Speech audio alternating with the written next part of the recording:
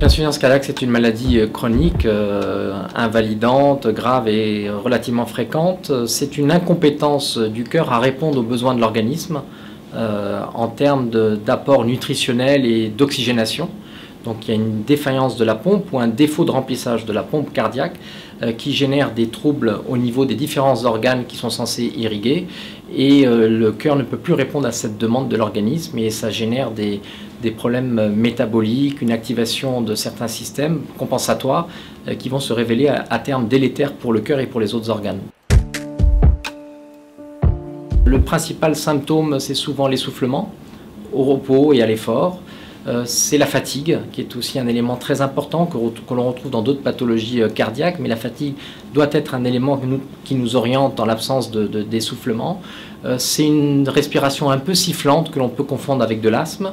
C'est de la toux, notamment une toux nocturne ou une toux en position allongée. C'est un syndrome œdémateux avec des œdèmes qui apparaissent au niveau des jambes, au niveau des lombes. En dehors de l'expertise clinique et du diagnostic clinique, on a des examens aujourd'hui qui nous permettent de renforcer notre diagnostic d'insuffisance cardiaque. Des examens d'imagerie, notamment l'échographie cardiaque est un examen aujourd'hui de pratique courante. L'échographie Doppler cardiaque, où l'on peut, grâce aux ultrasons, donc une technique non invasive, évaluer à la fois la fonction du ventricule gauche, tenter de mesurer les pressions artérielles pulmonaires, vérifier les valves, l'enveloppe du cœur, le péricarde, qui nous donne des renseignements importants pour la suite du traitement. Dans l'insuffisance cardiaque, l'IRM est très intéressante pour apprécier la fonction cardiaque, c'est-à-dire quelle mesure le muscle cardiaque est fatigué. Donc on va calculer en fait la capacité du muscle à se contracter.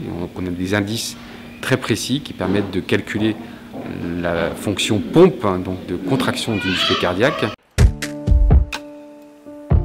Les traitements médicamenteux ont transformé le pronostic de cette maladie. Les bêta-bloquants, les vasodilatateurs comme les inhibiteurs d'enzymes de conversion, les antagonistes des récepteurs de l'angiotensine 2, les anti-aldostérone, c'est des médicaments qui vont contrecarrer tous les mécanismes neuro-hormonaux qui sont exacerbés dans l'insuffisance cardiaque chronique. Après, nous avons des traitements électriques qui sont la resynchronisation cardiaque que l'on utilise maintenant de plus en plus pour certains types, pour un sous-groupe de patients insuffisants cardiaques qui ont une désynchronisation du cœur du fait de troubles conductifs électriques, et grâce à des pacemakers et maintenant de plus en plus en association avec des défibrillateurs dont la fonction de la pompe est très altérée, permet d'améliorer l'espérance de vie, le pronostic et notamment le risque de mort subite en rapport avec cette déchéance cardiaque, cette insuffisance cardiaque chronique.